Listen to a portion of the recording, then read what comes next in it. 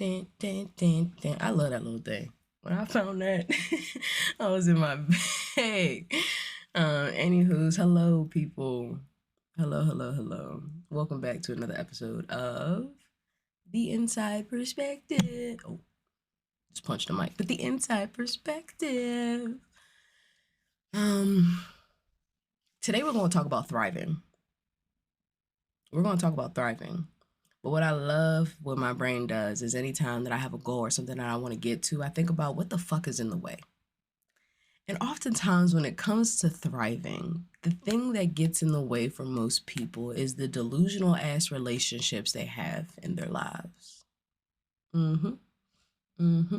And it's not just relationship, like romantic relationships. It's also platonic relationship with your friends, relationship with your parents, relationship with your family, your cousins, your work constituents. Like, a lot of us are delusional as hell and thinking that these relationships are as confounding. I don't even know if that's the word I want to use, but as they are, truthfully. People think that playing house is just strictly left to romantic relationships. Like, you know how many friends or even situationships where niggas is just playing along just to get what they want to get. Narcissists are everywhere. Just pick your favorite one. At the end of the day, but in all seriousness though, whenever you really do want to go to the next level of your life, you want to continue growing, you want to continue chasing your dreams, like, you really have to analyze the people that you have around you. And you have to sit with yourself, especially if you have a connection with God or spirit or a higher power. And it's just like, remove all the distractions. That's not going to help me get to my goal. Your friends will start doing some fuck shit. God's showing you. It's just if you'll listen. It's how delusional you plan to be.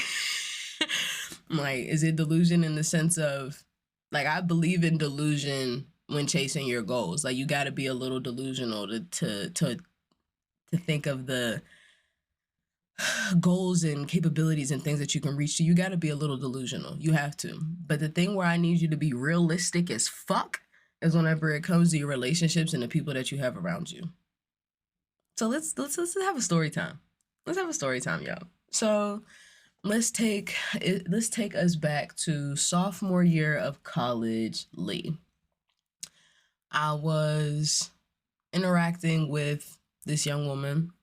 I'm also a young woman at the time, but I'm interacting with this person, and her and I are cool. We're getting along. What the parameters was that we had set up is like, your business is your business. The only thing that I need you to be careful of is our sexual health. Like, I don't care what you do, who you do it with, but just communicate with me. Get tested frequently. If you have a new partner and you haven't been tested, we not fucking. Like, that's just kind of how the situation was to be, correct?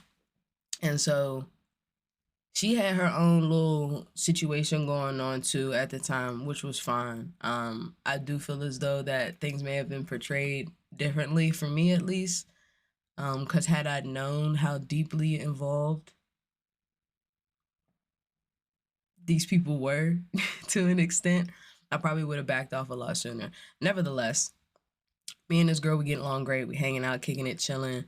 We cool people. And so it got to a point where I started to notice small lies. Small lies about little shit. Where she was at, what she was doing, who she was with. I'm just like, you ain't gotta lie to me. I don't give a fuck who you doing. I really don't, because I'm doing my shit. I'm lit too, you know what I'm saying? And so there was one time I remember she asked to come over to my room.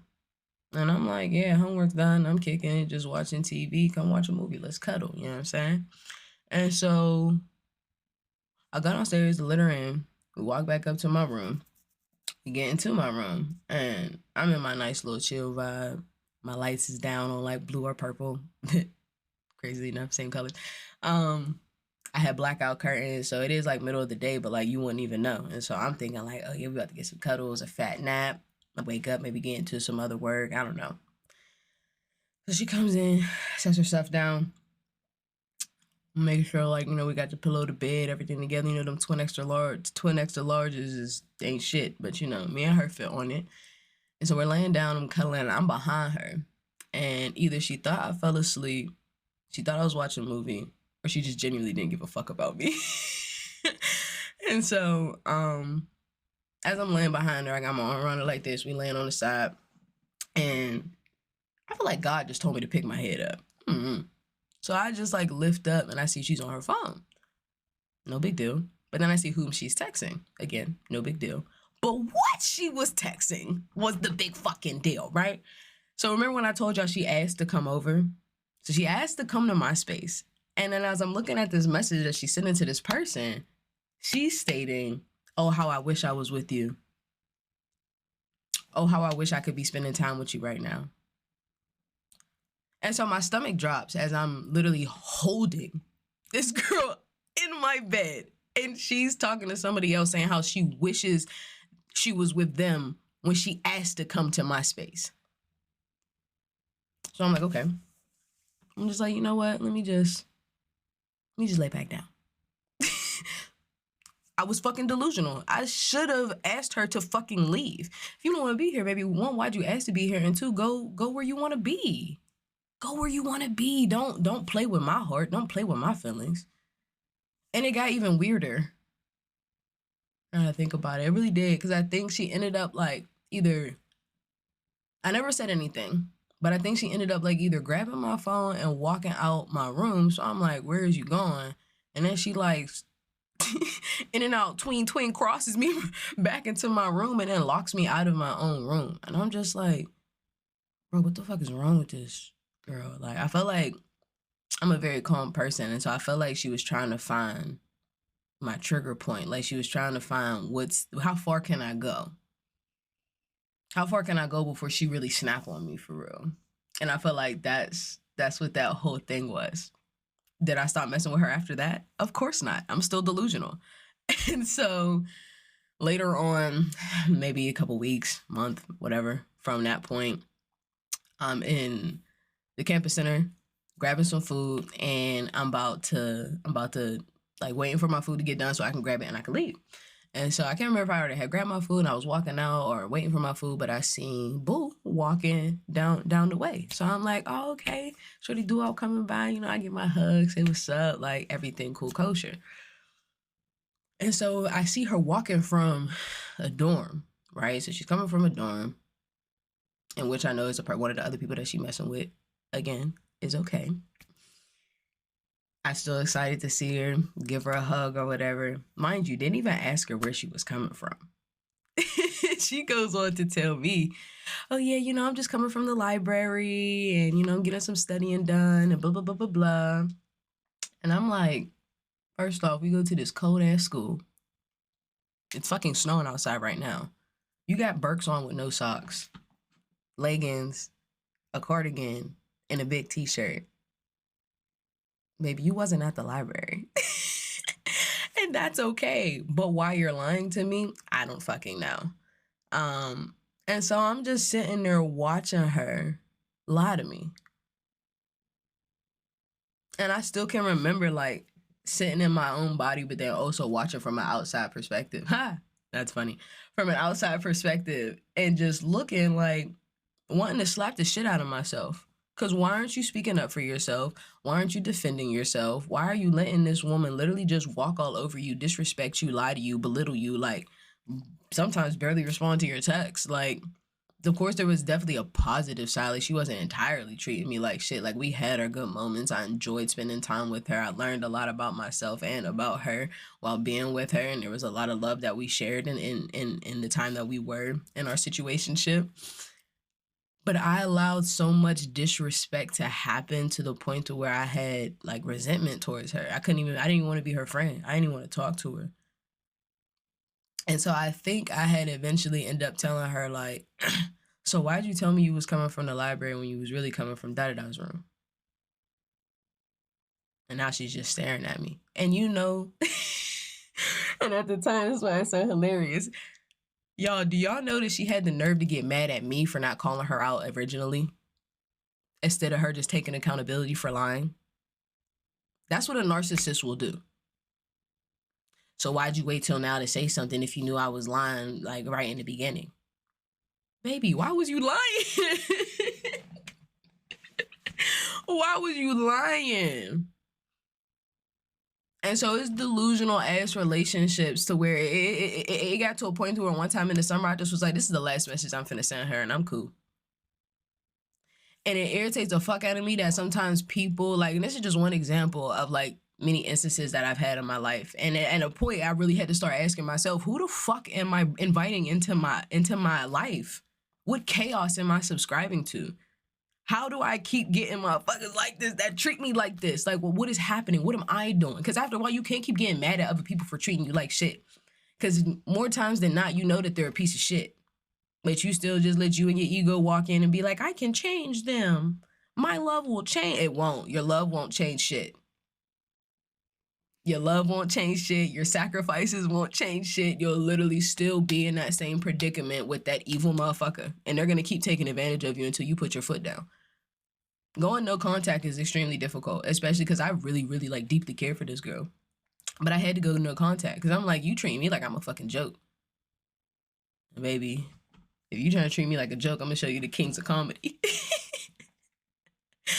But going no contact is really, really difficult. But it was so imperative because I had to start sticking up for myself. Like, I was like, literally, I was just on my Google Photos talking with my friend, trying to show her like some shit of like a performance I had did back in the day. And I had found a screenshot from me and this young lady. And it's literally me begging her to talk to me, to text me back, to respond, to call, anything. I literally was like, Aaliyah, get up off your knees, bro. Like, you're over here. Like, it was bad. It was bad. But the reason why I shared those two specific experiences out of all the things that I've been in is the fact that no matter if you're friends in a relationship or friends in a situationship, if you're being delusional about how you're being treated, they will be delusional in why you're upset about it. When I finally had the chance to sit down and communicate what I was feeling to this girl, to this woman, because I also had a hard time articulating my feelings. I'm very intelligent and I have a lot of things that I can share, but sharing it in a way, one, that it's understandable, and then two, not disrespectful, are things that I really pride myself on. And so when I finally was able to communicate with her what I was feeling and she communicate what she was experiencing, I was able to understand such the hot and cold shit that was happening. But by that point, it was already too late. I was just like, well, thanks for sharing. I appreciate you. I still consider you an associate in my life, but I think it may be best if we just take some steps back from what we've been experiencing, because whenever you wait too long, that resentment set in, that anger set in, that hurt really start. Because then when some shit happens, what I want y'all to understand, whenever some shit happens and it hurts your feelings, and I think I seen this on Instagram or TikTok, but it made sense to me finally whenever like this therapist explained it. But you become more and more aware once you remove yourself from the trauma and start healing. So the pain hurts more later on. As you start to understand how you were treated and what happened, you literally start to just back off.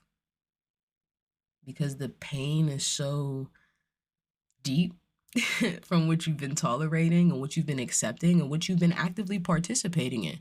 Because I could have did it girly bop whenever I was begging for a text back. I could have did it girly bop whenever I seen that she was trying to be in somebody else's bed but was asking to be in mine. I could have did it girly bop whenever she locked me out of my own fucking room. And I also could have did it her whenever she lied to me straight in my fucking face. But I still didn't, because I'm over here thinking, maybe if I just love a little harder, she'll understand that I'm actually here to be with her. That's delusional. She's literally showing me exactly how she's treating me. She's showing me exactly how she feels about me from how she's treating me. But here I am over here.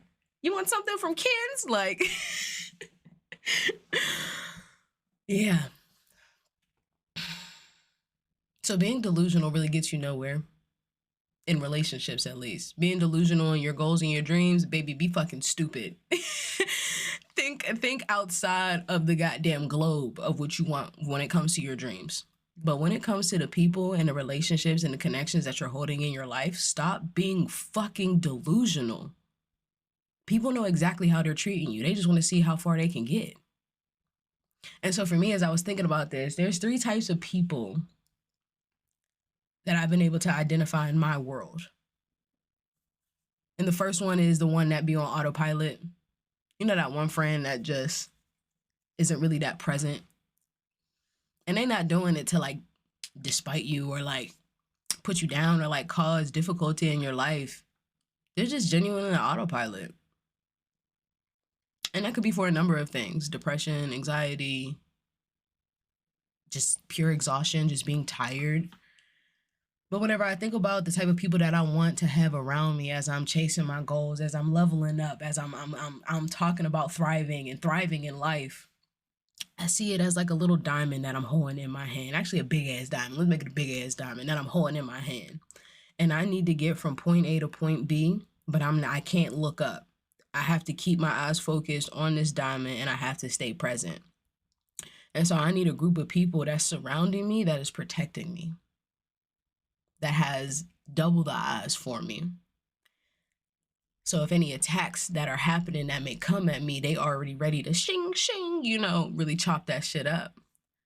But whenever you have a person in that circle that's on autopilot, they have a hard time reacting to things that just happen spontaneously. And so if I need everybody around me protecting me and helping me to get to my goal, I don't want a motherfucker on autopilot around me. You're asleep in this awakened world. I'm gonna have to love you from the balcony. I can't have that. I can't have no slip ups, because I know whenever it's my turn to protect my friend as they're chasing their goals and they got to be locked in on their shit, I'm 10 toes down right behind them, helping the circle be with the fella. Y'all better tighten the fuck up. We know what we here to do. Cause I'm awake. I'm ready. I'm prepared. Any attack, any slip up, if there's ice up further up and I'm saying we need salt, so somebody go get the salt at the back of the circle, like I'm just making shit up. But at the end of the day, I'm talking about how present you need to be in this life in order to be successful. You can't go on autopilot and expect your dreams to work. You can't go on autopilot and just scroll your fucking life away and think that eventually like your website's gonna be up. Your clothing brand's gonna be popping. Your candle line is open. It's not gonna work. And you need people around you to support you to get there. So them autopilot motherfuckers, maybe they just not a part of that circle right now. That doesn't mean you gotta dead them as a friendship. That doesn't mean that they don't care about you. It just means they got some other shit going on. But the next type of motherfucker actually don't care about you. The next motherfuckers, whenever they actually have beef and they're a low-key hater and you got a hater in your circle. And that's terrifying. You can't have haters in your circle. You can't. You can't have haters in your circle. They're preying on your downfall. This is how you could tell whenever you got a hater in your circle, right? Everything bad going on in your life, they're there instantly. Your partner cheated on you, you're struggling in school, you're struggling at work, you're just struggling in general, you're not feeling your best self, you're feeling down. They right there listening to all the things that are going wrong in your life. All the things that are going wrong in your life. But let something good happen. Let something amazing happen in your life. And they got you, oh, that's what's up, bro. But whenever you had all that bullshit going on, they flapping they fucking gums. They got everything to say in the world. But whenever it's time for you to celebrate yourself, quiet. They may not even know that they're a hater. They may not even know that they're your op, because they're probably still in autopilot, not even paying attention to what's going on in their life. Sometimes they do know they're your op and they're intentionally trying to bring you down. Sometimes you got to be able to slow down to see what's happening in your world. But whenever you're in a relationship with a narcissist or a friendship with a completely bad, in a friendship with a completely bad motherfucker, they trying to keep you on that rat wheel. They trying to tie your ass out. So you can't even pay attention to the fact that they're your op. They'll love you occasionally. They'll do good things. They got to keep up the act. They're playing a role. So yeah, they'll do good things and they'll say the right things in the right moments, but ooh, whenever you mess up or you've pissed them off or you've done something wrong, watch how they treat you. That's how they feel about you. That is exactly how they feel about you.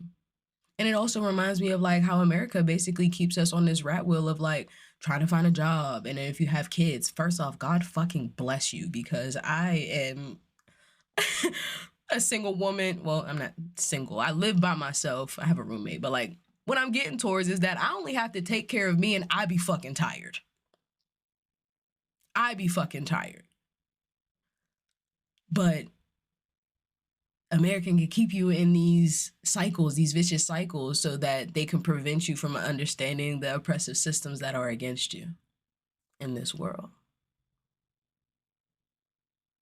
Narcissists do the same thing. They just find little shit to distract you with. Find small arguments to tick you off. They just do shit just to cause inconveniences in your day. You gotta look at the people that you have around you. You have to. You have to.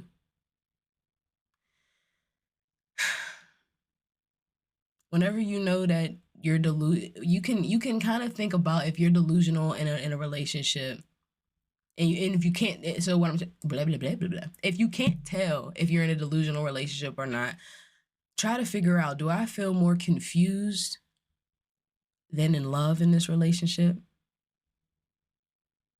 Like, why do I feel a constant state of confusion, or like, what the fuck, or like, am I tripping? Am I bugging? Like, love don't feel like that. Love does not feel like that. And then if you find yourself checking niggas' phones and going through people's phones, get up. The fuck are you looking for? If you're about to find it, whatever you're looking for to get hurt, you're about to find it. What the fuck are you looking for through a phone for? I made that mistake before. I realized that if anything, it just, after I got done, it was the biggest thing that came to my mind is like, I'm insecure. What the fuck am I checking this phone for? If they're doing something that they shouldn't be doing, God will bring that to light for me to see. And sometimes I already be knowing. And when y'all be knowing, listen to that shit. God be giving us the keys, the tools, the everything, and we be like, oh, okay, but I'm just gonna try this real quick. I know God be like, what the fuck? I know it. Especially when it came to me for a minute. They be showing you what you're looking for. You looking through that phone? I hope you find what you're looking for. Congratulations, you're hurt. When you really could have just left. Y'all be too busy trying to prove your point. Trying to prove the point, prove your ego, like, yeah, I seen that shit and I caught your ass. That nigga don't give a fuck.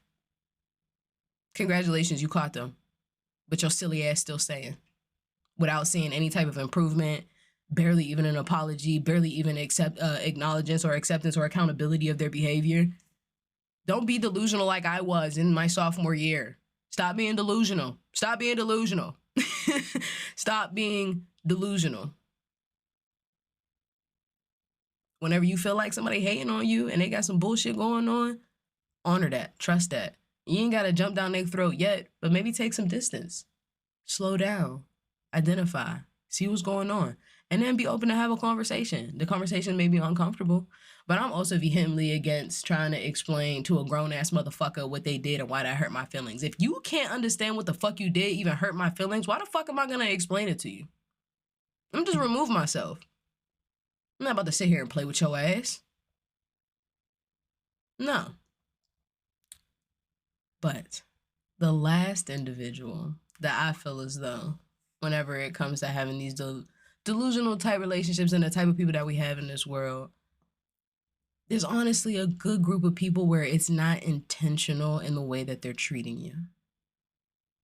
Whenever there's space between friends or like space in a relationship, they just really may just have some other shit going on in their life. And it's just really hard to be in several places at once. Whenever you get to a certain point in your life, you realize, like for me, I'm 5 years from 30. I gotta tighten up. I'm still young as hell.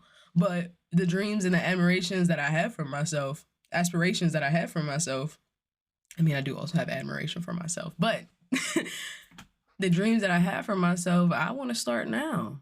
I want to turn up now. And I know my friends know, the friends that really know me know that I ain't got no beef with them. I'm not secretly preying on their downfall, and I'm not on autopilot. I am digging up any type of toxic bullshit, any type of bad patterns that I have, moments when I wasn't the greatest friend, moments when I didn't show up for my friends or shit didn't show up for myself. I am ripping myself raw right now to make sure that whenever I come back into this world, whenever I'm able to feel more comfortable connecting and being around people and being around my friends, that I'm actually there, that I'm not just showing up on autopilot.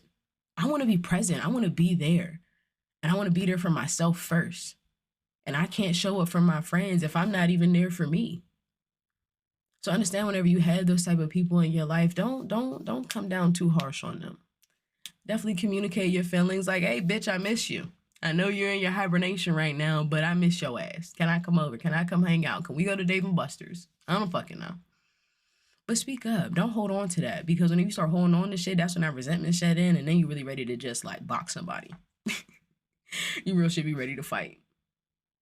But ultimately, the greatest thing that you can do for yourself when you're thinking about chasing your goals or trying to grow in any fashion, you gotta audit your life.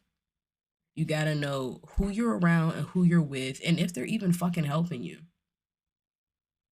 And so I would like to leave you all with a set of questions. And think about this. You can journal about it, whatever you see fit. The questions are, what are my goals? How can I get there? What can stop me from getting there? What are the obstacles? What's in the way?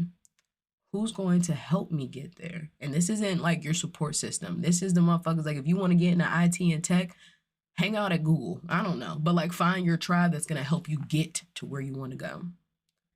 So then the next one is, what do I need to get there? Do you need a certification? Do you need a degree? Do you need background? Do you need practice hours, volunteer hours? What is it? And the last one being my favorite question. Who can't come with me? Not everyone can come with you on your journey. God be ready to bless you, but you got a motherfucker in your life that's using you. God can't bless the ignorant. God can't bless ignorance. Understand where you are in your life. Awaken yourself. And turn the hell up. And fuck these motherfuckers that are using you and abusing you and not even taking care of their goddamn self. Show up for you, my love. If you have any questions, DM me. I love to talk about shit. I love you, friend. Have a good one.